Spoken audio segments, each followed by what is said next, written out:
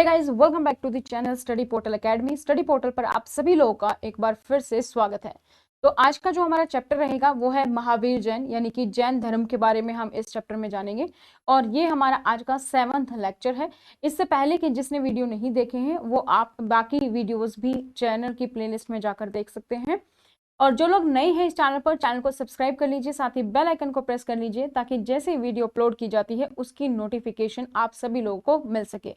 इन videos के through हम PGT history का सिलेबस कंप्लीट कर रहे हैं और ये वीडियो आती है आप लोग के लिए हर रोज शाम 5 बजे। इसके अलावा जो लोग टीजीटी एसएसटी यानी कि सोशल साइंस की तैयारी कर रहे हैं या इसके अलावा डीएसएसबी, केवीएस, एनवीएस या फिर किसी भी कॉम्पिटिटिव एग्जाम की अगर हम बात करें जहां पर जनरल स्टडीज या आपका जनरल नॉलेज का जो पोर्शन आता है वहां पर भी ये चीजें हेल्पफुल रहेंगे। तो चलिए शुरुआत करते हैं आज की वीडियो की। मिल सके रेगुलर अपडेट्स के लिए आप हमें सोशल मीडिया पर फॉलो कर सकते हैं, लिंक आपको नीचे डिस्क्रिप्शन बॉक्स में मिल जाएगा।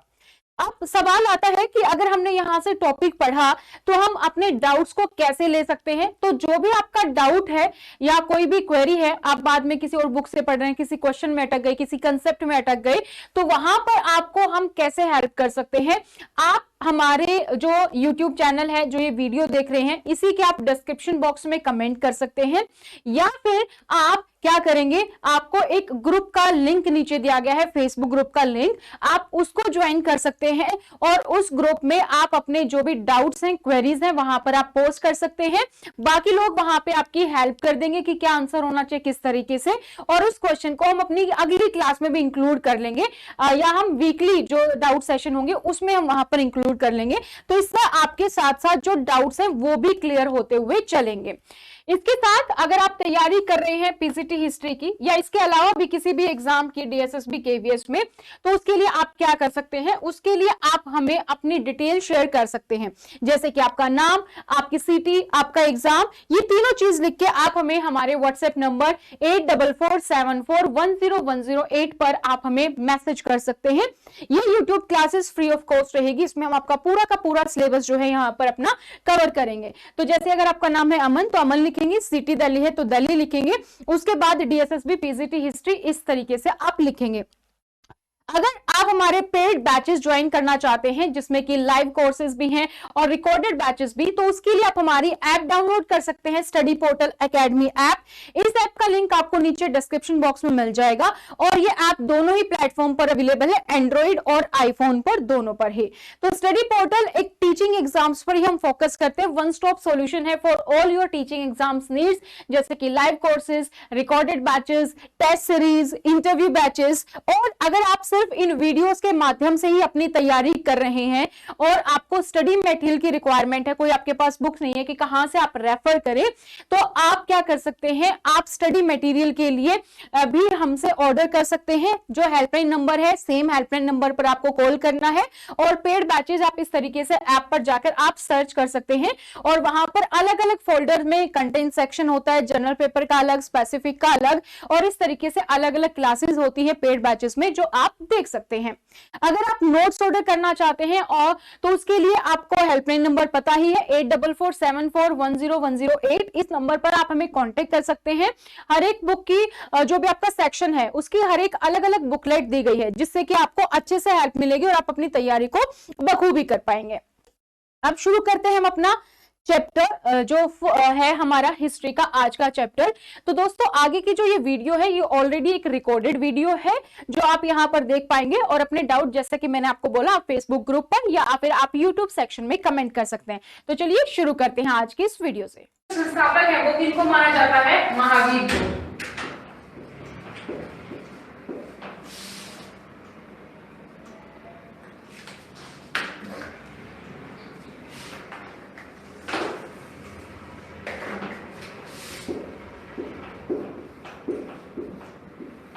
महावीर को माना जाता है जैन धर्म का संस्थापक। इनके अगर बचपन का नाम पूछा जाए तो इनके बचपन का नाम जो है वो क्या था, वो था वर्धमान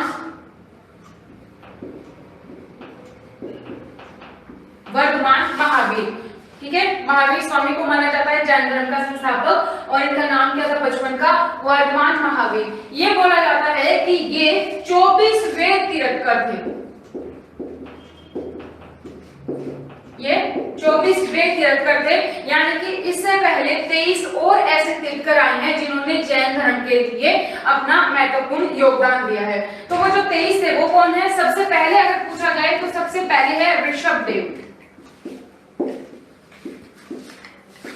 फर्स्ट जो तीर्थकर है वो कौन है? वो है ऋषभदेव। और इसका जो है आपको ऋग्वेद में भी इसका साक्ष्य आपको मिलते हैं, जो नाम है ऋषभदेव का वो वहां पर है। तो जैन धर्म यही क्लेम करता है कि जो ऋषभदेव ऋग्वेद में मेंशन है वो यही ऋषभदेव है जो वहां पर है। ठीक है। सेकंड है अजीत नाथ। सेकंड कौन है? अजीत नाथ है। और आपको सारे याद रखने की जरूरत नहीं है कि 23 कौन थे, आप लास्ट में पहुंच जाइए। 23rd कौन था? पार्श्वनाथ। 23rd कौन है? पार्श्वनाथ है। ये जैन धर्म के संस्थापक है। और 24वें कौन हुए आपके? वर्तमान महावीर, जिनको हम महावीर स्वामी के नाम से भी जानते हैं। तो आप इनके बारे में देखेंगे इनकी फैक्चुअल इंफॉर्मेशन। तो चलिए शुरू करते हैं।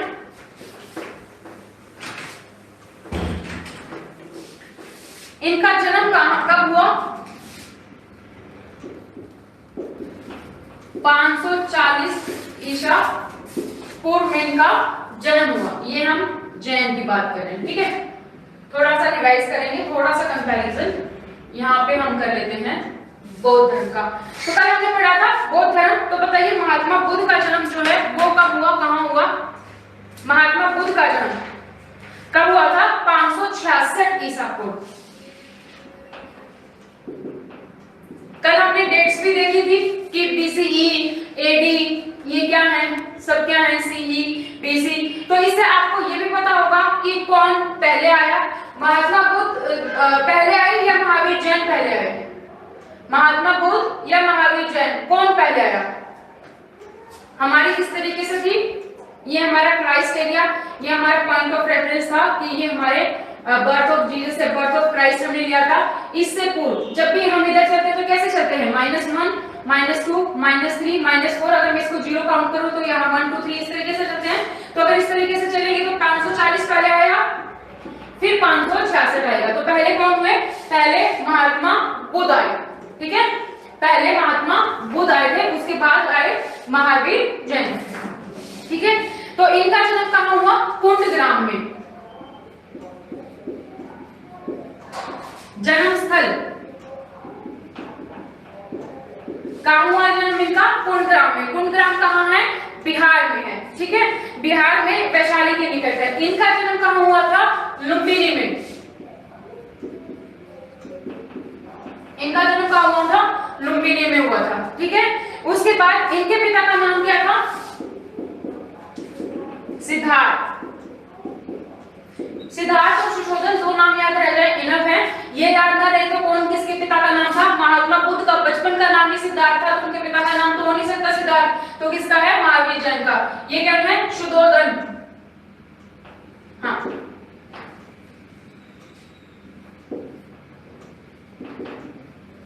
सुशोधन इनके पिताजी का नाम था।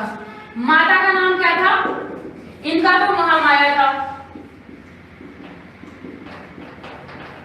इनकी माता का नाम क्या था? जैन धर्म में माता का नाम क्या था? त्रिशला। ये लिच्छवी वंश की थी। क्या था? त्रिशला। पत्नी का नाम यशोदा। ठीक है। इनका नाम क्या था? यशोधरा। तो ये कंफ्यूज मत होना, मैं इसके लिए दोनों एक साथ करवा रही हूँ। इनकी माता का नाम क्या था? यशोदा था। इनके पुत्र का नाम राहुल। इनकी बेटी हुई, उनका नाम प्रियदर्शनी। ठीक है। इनकी पुत्री थी, उनका पुत्र था राहुल, और इनकी बेटी का नाम क्या हुआ? प्रियदर्शनी। प्रियदर्शनी की शादी किससे हुई? जमाली से। जमाली से। ठीक है। प्रियदर्शनी की शादी किससे हुई? जमाली से हुई। ये इनके दामाद भी हैं, यही इनके प्रथम विरोधी भी हैं, जो बोलेंगे कि आपको ये सब नहीं करना चाहिए, संन्यास नहीं लेना चाहिए। और शिष्य भी यही बनते हैं। पहले शिष्य पूछा जाए महावीर के कौन थे, तो वो भी इनके दामाद जमाली ही इनके पहले शिष्य बनते हैं। ठीक है।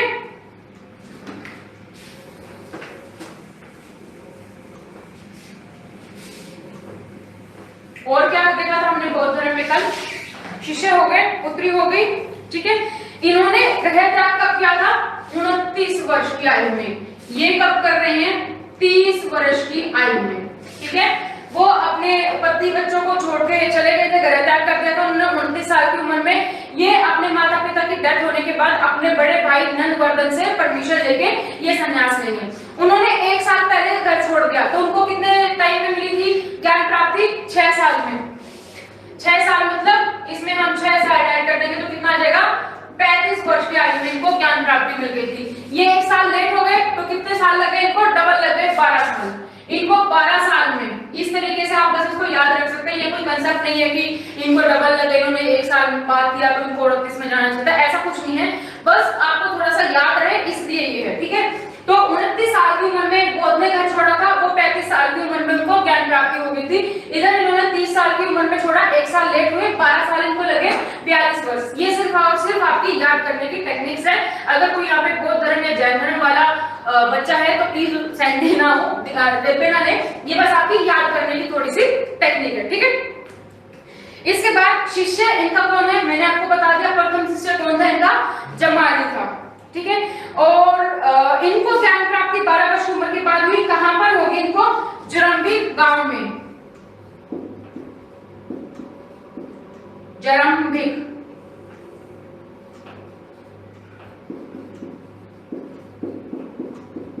इनको कहां होगी? जरम्बिक गांव में। और कौन से पेड़ के नीचे होगी? साल पेड़ के नीचे। ठीक है, वहां कहां हुई थी? पीपल के पेड़ के नीचे, जिसको आप बहुत वृक्ष बहुत गए मानते हो। हाय नवल, गुड मॉर्निंग ज्योति। ठीक है, वो मानते हो आप। तो क्लास हर रोज 10 बजे हो जाती है स्टार्ट, और मैं स्टार्ट कर देती हूँ। मैं हमेशा कोशिश करती हूँ कि आपके स्टार्टिंग का टाइम जो है वो खराब ना हो। तो आप क्लास में 10 बजे के अकॉर्डिंग आ जाएंगे ताकि आपका पीछे का कोई भी कंसेप्ट ना छूटे। ठीक है, तो जरम्बिक गांव में इनके लिए नदी कौन सी थी? निरंजना। यहाँ पे कौन सी थी? ऋतुपालिका नदी।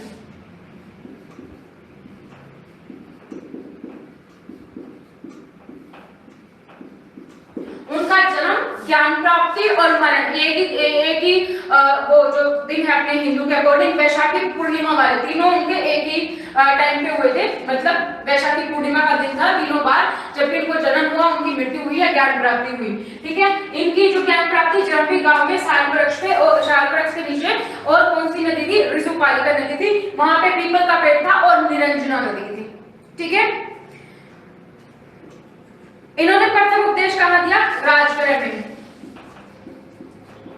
उन्होंने कहां दिया था? सारनाथ में। उन्होंने प्रथम उपदेश कहां दिया था? सारनाथ में। इन्होंने प्रथम उपदेश कहां पे दिया? प्रथम उपदेश कहां दिया इन्होंने? राजगृह में इन्होंने दिया है। ठीक है, इनकी कुछ उपाधि हैं जो आपने देखनी है। इससे पहले हम एक बार इनकी डेथ देख लेते हैं। इनकी डेथ कब हुई? ये 72 वर्ष की आयु में 468 ईस्वी में।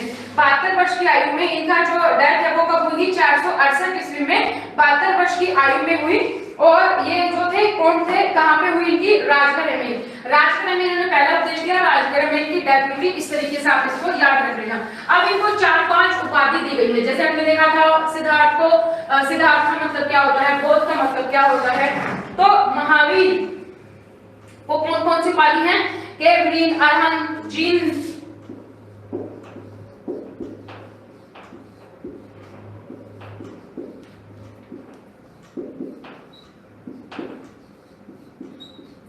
एक है निर्ग्रंथ। तो जिन का मतलब क्या होता है? महावीर का मतलब क्या होता है? Super hero. महावीर का मतलब क्या होता है? Super hero. वीर से भी बड़ा, महावीर, सुपर हीरो। ठीक है, ये होता है इसका मतलब। कैवलीन का मतलब क्या होता है? कैवलीन इनको बोला गया जब इनको ज्ञान की प्राप्ति हो गई। कैवलीन मतलब सर्वोच्च ज्ञान प्राप्त हो गया। अब इनको सुख दुख से कोई लेना देना नहीं है, इनको सर्वोच्च ज्ञान की प्राप्ति हो गई, तो उसको क्या बोलते हैं? कैवलीन। जो अरहंत है, अरिहंत या अरहंत इसको बोलते हैं। इसको क्या बोलते हैं? अरहंत का मतलब होता है जिसको पूजा जाए, जिसको पूजा जाए, जो पूजने योग्य हो। जिनका मतलब क्या है? जैन, जीत, जिसने कि अपने सभी सुख दुख सारी चीजों पे जीत प्राप्त कर ली, वो जीत, विजेता। और निर्ग्रंथ का क्या होता है? बंधन रहित। अब इनको कोई भी बंधन नहीं है इनके पास। ये जो सांसारिक मोह माया है, सभी बंधनों से इनको मुक्ति मिल चुकी है। तो कैवलीन जरूर याद रखना, अरहंत, जीत और निर्ग्रंथ। इनके मीनिंग आपको पता होना चाहिए, कई बार एमसीक्यू में आ जाते हैं। तो कैवलीन का मतलब क्या है? जिसने सभी सांसारिक मोह माया सब त्याग दिया हो, जो मोक्ष की प्राप्ति के रास्ते पे चल दिया हो, वो कैवलीन। अरहंत जो पूजने योग्य हो, जिसको अब सारी चीजों का बोध हो गया है, अब वो पूजने योग्य है। जिनका मतलब विजेता, जिसने हर एक चीज पे जीत पा ली है, सुख दुख उसके लिए अब कुछ नहीं है, अब उसने हर एक चीज पे जीत पा ली है। और निर्गन मतलब बंधन रहित, अब उसके लिए सांसारिक मोह माया कपड़े ये आभूषण ये कुछ नहीं है। 24वें तीर्थंकर जो कि महावीर स्वामी हैं, उससे पहले वाले कपड़े ग्रहण करते थे, ठीक है। 24वें जो तीर्थंकर आए महात्मा बुद्ध, इन्होंने जब इनको ज्ञान की प्राप्ति हुई, कब हुई थी? 42 साल की उम्र में। घर कब छोड़ा था? 30 साल की उम्र में। जब इनको ज्ञान प्राप्ति हुई तो उन्होंने अपने कपड़े भी त्याग दिए। वो बोलते हैं अब कपड़ों की भी जरूरत नहीं है, बल्कि जो पहले 30 तीर्थंकर है वो बोलते हैं कि अपर और आपका लोअर पार्ट है वो ढका हुआ होना चाहिए। बोलते हैं कपड़ों की भी जरूरत नहीं है, आभूषणों की जरूरत नहीं है, कपड़ों की जरूरत नहीं है। कपड़ों के लिए भी फिर आपको ध्यान रहेगा, कपड़े धुले की नहीं, और दूसरे कपड़े नहीं कपड़े, तो वो आप हर एक भौतिक चीज को छोड़ दो। तो उन्होंने कपड़ों तक को भी त्याग दिया था, ठीक है। लेकिन आजकल आप क्या देखते हो, कुछ जैन धर्म तो वही बिना कपड़े रहते हैं, कुछ सफेद कपड़े पहनते हैं। तो वो भी हम देखेंगे कि बाद में ऐसा क्या हुआ कि कुछ ने सफेद वस्त्र धारण शुरू कर दिए और कुछ ने जो महावीर ने बोला था वही फिलॉसफी उन्होंने अपनाई कि कपड़े नहीं पहनने चाहिए, ठीक है। ये हमने यहाँ पे डिस्कस कर लिया। इसके बाद जैन धर्म के सिद्धांत देखते हैं। जैन धर्म के अगर हम सिद्धांत की बात करें तो जैन धर्म के पहले 4 सिद्धांत थे, फिर उसके बाद एक जो कि महावीर स्वामी ने दिया। महावीर स्वामी ने एक और सिद्धांत जो है इसमें ऐड किया। 4 क्या थे? एक तो अहिंसा, जो अहिंसा जैन धर्म में है वो बहुत ही एक्सट्रीम लेवल है। जैन धर्म क्या कहता है?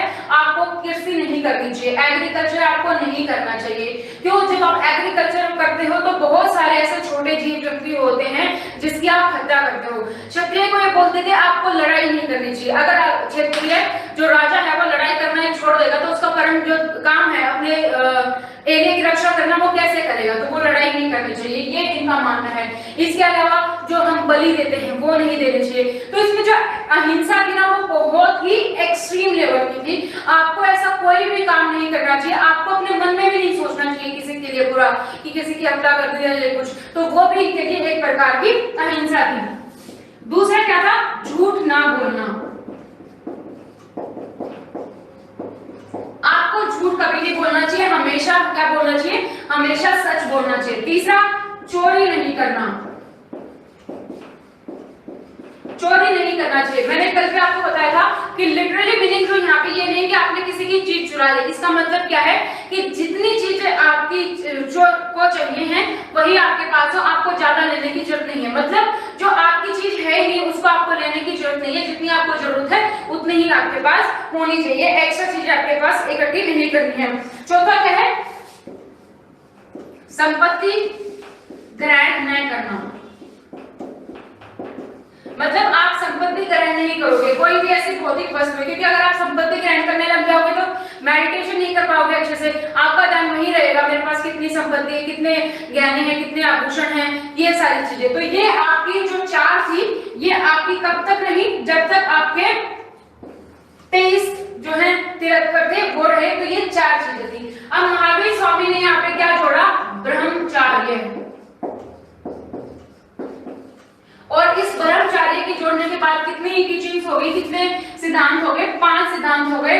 और इसके बाद जो जैन धर्म है एक तरीके से फल फूल गया था, क्योंकि ये 4 चीजें तो हर एक धर्म में होती हैं। अहिंसा, हिंसा मत करो, झूठ मत बोलो, सच्चे जो है पथ पर चलो, ठीक है, ज्यादा संपत्ति के मोह माया में ना फंसो, ये तो हर एक चीज में होती है। तो ब्रह्मचार्य और जोड़ने के बाद जो है महावीर के अकॉर्डिंग ब्रह्मचार्य भी इंपॉर्टेंट था, और उसके बाद जो जैन धर्म है वो ज्यादा फल फूल गया आपका यहाँ पे, ठीक है। किसी को भी कोई डाउट हो तो आप कमेंट सेक्शन में कमेंट कर सकते हैं, हम सारे डाउट्स यहाँ पर आपके क्लियर करते हुए चलेंगे, ठीक है। ये हो गया। इसके अलावा इनके 3 जौहर थे। जौहर क्या होते हैं? 3 रत्न की, उसको आप मानो, उससे आपको क्या मिलेगा? मोक्ष मिलेगा, आपको ज्ञान की प्राप्ति होगी। वो क्या है? सम्यक ज्ञान, ध्यान और आचरण।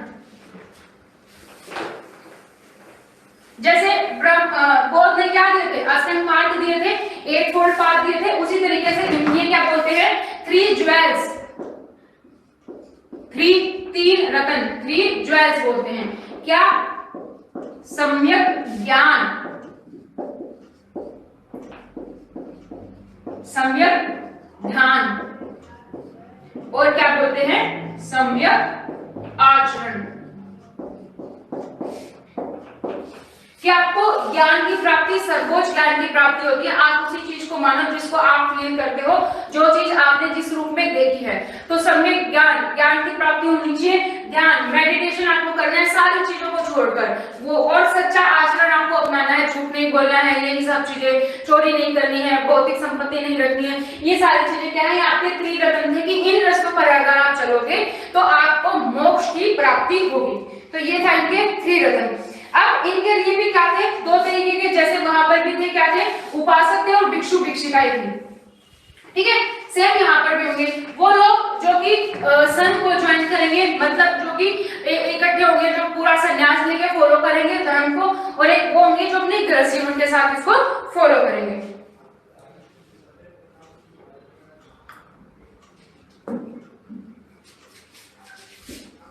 इनको क्या बोलेंगे, अनुयायी। अनुयायी कहाँ ज्वाइन करेंगे, संघ। जो अनुयायी इकट्ठे सारे अनुयायी बनके क्या बना देंगे, संघ।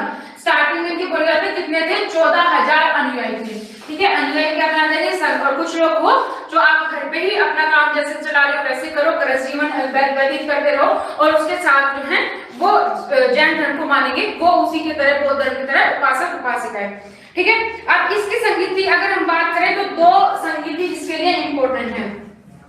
अच्छा, क्या हुआ था ना कि अगर ये मतलब कि जैन धर्म है, किसने फैलाया, किस राजा ने, तो चंद्रगुप्त मौर्य, जो कि हम आगरा साम्राज्य पढ़ेंगे चंद्रगुप्त मौर्य का।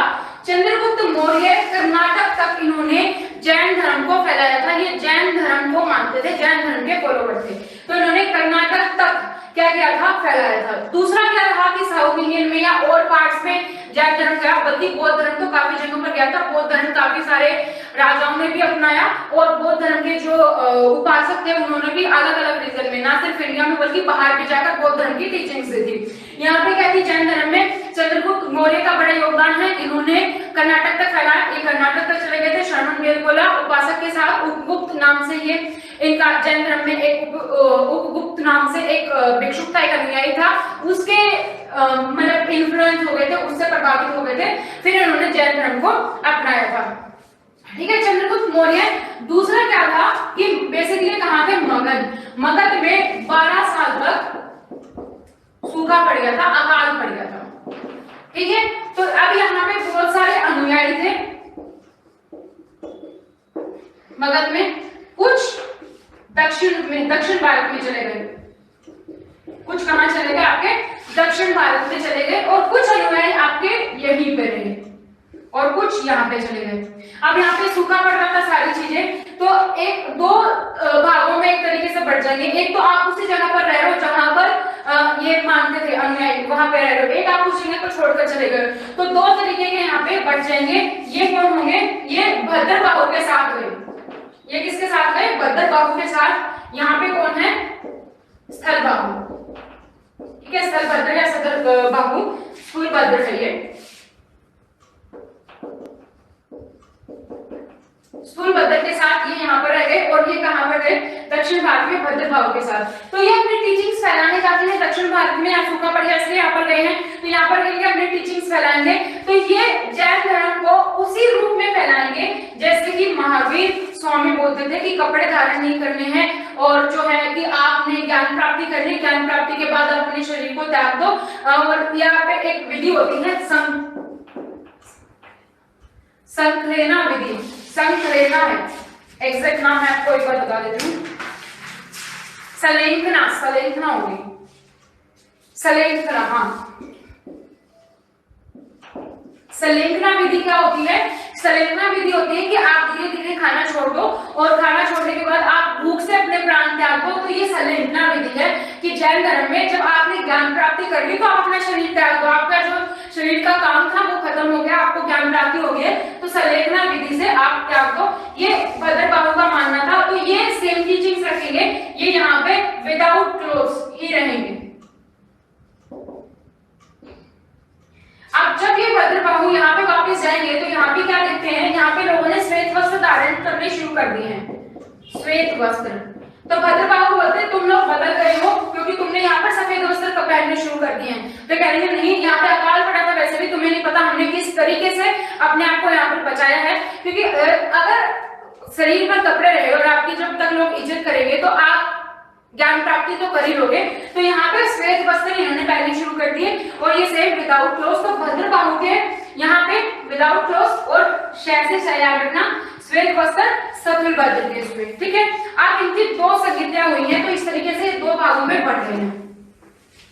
दो संगीतियां इनकी याद रखनी है, एक होगी आपकी स्थूल भद्र के अध्यक्ष में, प्रथम कहां होगी, पाटलिपुत्र में। अध्यक्ष कौन होगा, स्थूल भद्र, ठीक है, स्थूल भद्र होगा। यहाँ पे भद्र वाले जो हैं वो नहीं है, तो यहाँ पे क्या है, जो उनके 12 अंक थे, लुप्त ग्रंथ से जो उनके 12 अंक थे, जो उनकी जैन धर्म की टीचिंग्स थी, उन्हीं को लिखने के लिए यहाँ पे किया गया। और दो भागों में तो बट ही चुके थे, एक स्थूल भद्र हो गया और एक कौन हो गया, भद्रबाहु हो गया। कुछ बिना कपड़ों के और कुछ हमेशा जो श्वेत वस्त्र पहनेंगे। गुड मॉर्निंग अनुज, ठीक है, वो हो जाएंगे। दूसरे में क्या होगा, 512 ईस्वी में वल्लभी,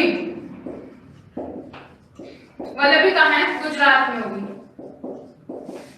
ये द्वितीय संगीति होगी, वल्लभी गुजरात में। इनके इस टाइम पे जो अध्यक्ष है वो कौन है, शर्मा शर्मन,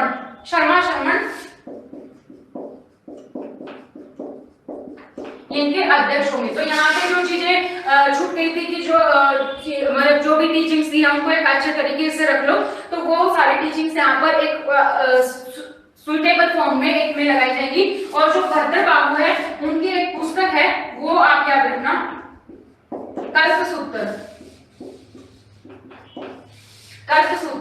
ये भद्र बाबू की पुस्तक है।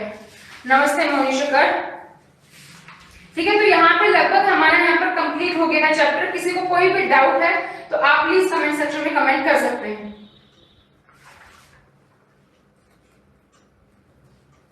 कल्पसूत्र क्या है, बेसिकली ये तीर्थंकर की क्या है, ये जीवनी है कल्पसूत्र की, ठीक है। कोई डाउट किसी का? अब जो जैन धर्म का योगदान है वो क्या रहा, जैन धर्म के योगदान से क्या क्या चीजें आपको मिली, जैन धर्म का योगदान क्या है वो एक बार देख लेते हैं। तो यहाँ पर भी क्या था कि मूर्ति पूजा नहीं होती थी। पतन का कारण भी क्या रहेगा कि धीरे धीरे क्या हो जाएगी, मूर्ति पूजा होनी स्टार्ट हो जाएगी, उससे भी पतन हो जाएगा। फिर धीरे धीरे ये भी संस्कृत का यूज करना शुरू कर देंगे, तो वो भी इनके पतन का कारण बनेगा, ठीक है। ये इनके पतन का कारण है। और बाकी हमने जो जैन धर्म है वो हमने कंप्लीट यहाँ पे कर लिया है। कल हमारा टेस्ट होगा। अभी तक जो हमारे चैप्टर हो चुके हैं, अभी तक हम हड़प्पा संस्कृति का टेस्ट कर चुके हैं। उसके बाद हमने वैदिक काल, उत्तर वैदिक काल, हमने महाजनपद किया, हमने जैनिज्म किया, बौद्ध धर्म, और आज हमने जैन धर्म किया, ठीक है। ये पांचों चैप्टर बच गए हैं। तो कल की क्लास थोड़ी सी लंबी होगी। कल आपको अपने लिए चैलेंज लेके आना है और सारे के सारे जो अभी तक चैप्टर हो चुके हैं उनको रिवाइज करना है। वीडियो को एक बार फिर से देख ले, सारी वीडियो को, ताकि आपको आइडिया लग जाए कि क्या लेक्चर्स में हमने किया था। और उसके बाद हम कल करेंगे टेस्ट। कल का टेस्ट लंबा होगा, लगभग 1.5-2 घंटे तक लाइव टेस्ट हम लोग करेंगे। वैदिक काल, उत्तर वैदिक काल, महाजनपद, बौद्ध धर्म और जैन धर्म, इन पांचों टॉपिक से सारे के सारे क्वेश्चंस होंगे। मंडे से हम मौर्य साम्राज्य की स्थापना है वो हम देखेंगे। तो वीडियो का लिंक जितना हो सके अपने दोस्तों के साथ शेयर करें, ताकि ज्यादा से ज्यादा लोग टेस्ट में पार्टिसिपेट कर सके। जिनको भी लगता है हिस्ट्री बड़े अच्छे से आती है, वो कल के टेस्ट में सारे के सारे लोग आ जाएं। क्लास बंद नहीं करनी है। जितने भी 700-800 लोग देखते हैं वीडियो हर रोज, तो वो सभी के सभी लोग जरूर आए लाइव क्लास में, ठीक है। कल हम डिस्कस करेंगे। तो आज की वीडियो में इतना ही। और जो लोग नए हैं चैनल पर, जिन्होंने अभी तक चैनल को सब्सक्राइब नहीं किया, वो लोग चैनल को सब्सक्राइब कर लीजिए। और इसके अलावा अगर आप किसी भी कॉम्पिटिटिव एग्जाम की तैयारी कर रहे हैं, तो ये हमारा हेल्पलाइन नंबर है 8447410108। इस नंबर पर आप हमें कांटेक्ट कर सकते हैं। सीटेट, यूपीटेट, रीड या फिर कोई भी एग्जाम की आप तैयारी कर रहे हैं, ये हमारा सीबीएसई नेट, तो आपको सभी एग्जाम के मटेरियल पर 700 रुपए का डिस्काउंट है। तो वो आप डिस्काउंट अवेल कर सकते हैं। 700 का डिस्काउंट आप कॉल कर सकते हैं और 700 के डिस्काउंट पर आप अपने स्टडी मटेरियल को बुक कर सकते हैं। तो आज की वीडियो में इतना ही। Thank you so much, bye bye, take care.